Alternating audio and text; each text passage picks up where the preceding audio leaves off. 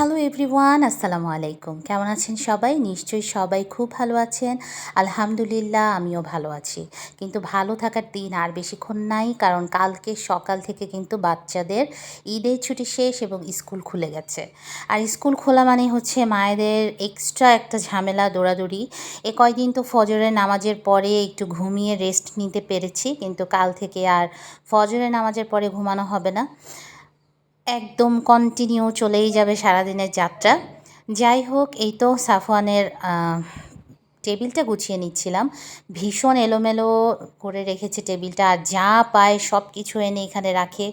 কি যে এত মানে জিনিস, এগুলো সব জরুরি জিনিস। যখনই ও বাসায় থাকে না, তখনই আমি এগুলো ক্লিন করি, কারণ দেখলে কিচ্ছু ফেলতে দিতে চায় না, সবই নাকি ওর লাগবে।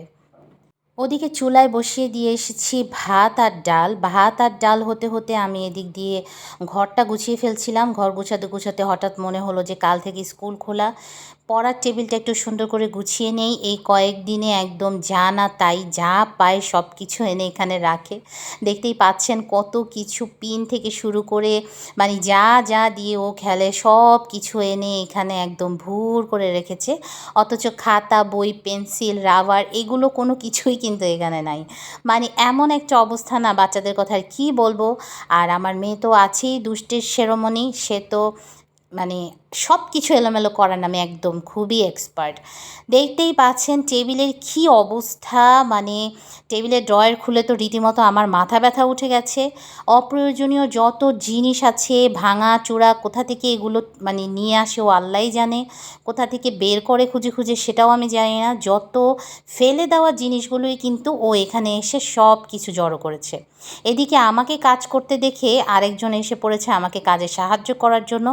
সাহায্য তো দূরে থাক, সে আমাকে আরও বিরক্ত করছে, সব কিছু নিয়ে ঘাটাঘাটি, সারা ঘর এলোমেলো করে ফেলছে। আমি এখন টেবিলটা নাড়া দিয়েও পড়ে গেছি ঝামেলায়, ঘরটর ঝাড়ু দিয়ে মুছে ফেলেছি অলরেডি। সেই মুহূর্তে টেবিল নাড়া দিয়ে দেখছি যে এখন আবার আমাকে এই ঘর পরিষ্কার করতে হবে। এদিকে বুড়ি তো ফালাফালি করছে, সে নাকি লিখবে, তাকে যেন আমি একটা কলম দেই। সে নাকি লেখাপড়া করবে, এবিসিডি লিখবে, ফুল আঁকবে, এগুলো বলে আর কি। তা আমি ওকে শান্ত করার জন্য, আমাকে যাতে বিরক্ত না করে, সেজন্য আমি ওকে একটা পুরনো খাতা দিলাম সাফওয়ানের। আর সেটার মধ্যে ওকে আমি একটা কালার পেন্সিল দিয়ে বললাম যে তুমি এইটার মধ্যে বসে বসে ছবি আঁকো। তো সে তো এখন ছবি আঁকায় ব্যস্ত। আর এই ফাঁকে আমি জলদি টেবিলটা গুছিয়ে নেই, কারণ আমার এখনও রান্না বাকি আছে। ওদিকে ছেলে আবার বায়না ধরেছে, সে নাকি খিচুড়ি খাবে। আমি তো ভাত ডাল রান্না করে ফেলেছি, আর ওদিকে মুরগির মাংসও রান্না করব ভেবেছি, কিন্তু সে এখন খিচুড়ি খাবে। কিছুতেই সে ভাত খাবে না, আমাকে বলছে আজকে বাইরে বৃষ্টি বৃষ্টি, তুমি আমাকে খিচুড়িই রান্না করে দাও, নরম নরম খিচুড়ি, মাংস দিয়ে খাবো। মানে ওর প্রায় বৃষ্টি দেখলে ভীষণ খিচুড়ি খেতে ইচ্ছে করে আর ঘ্যান ঘ্যান করে। তখন আমি চিন্তা করলাম যে ঠিক আছে, ভাত যখন রান্না হয়েই গেছে, ভাতটা রেখে দিব। আর যেহেতু মাংস রান্না করছি, তো ঠিক আছে একটু খিচুড়ি রান্নাই করে ফেলি আমাদের জন্য। তাই আমি আর কি করার, ছেলের বায়না রক্ষা করার জন্য খিচুড়ি বসিয়ে দিয়েছি এক চুলায়, আরেক চুলায় যে মাংস কষাচ্ছি আলু দিয়ে। একটু ঝোলঝোল করে রান্না করব। ভাই, আমার বাসায় ঝোল ছাড়া একদমই চলে না, শুধু বলবে ঝোল দাও ঝোল দাও ঝোল দাও। এদিকে ডালটাও বাগার দেওয়া শেষ। এখন খিচুড়ির জন্য আমি পেঁয়াজ আর রসুন ভেজে নিচ্ছি।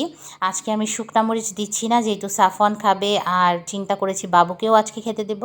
শুকনা মরিচটা ভাজলে কি হয়, একটু ঝালটা চলে আসে খিচুড়ির মধ্যে। আর আপনাদের ভাইয়া কয়েকদিন আগে যে শুকনা মরিচগুলো এনেছে, এত ঝাল, যার কারণে আমি আজকে আর শুকনা মরিচ অ্যাড করলাম না। কিন্তু শুকনা মরিচে এই ফোড়নটার মধ্যে শুকনা মরিচ, তারপরে একটু পাঁচফোড়ন দিলে কিন্তু খিচুড়ির ফ্লেভারটা অনেক ভালো আসে। তারপরে চিন্তা করলাম আচ্ছা দুটো আস্ত আস্ত দিয়ে দেই, মাঝখান দিয়ে আর না ফেলে দেই, পরে দুটো আস্ত আস্ত দিয়েই দিলাম লোভ সামলাতে না পেরে। শুকনা মরিচের ফ্লেভারটা আমার ভীষণ ভালো লাগে। এই তো খিচুড়িও রান্না শেষ, ওদিকে মাংস রান্না হয়ে গেছে, ডাল ভাতও রান্না হয়ে গেছে।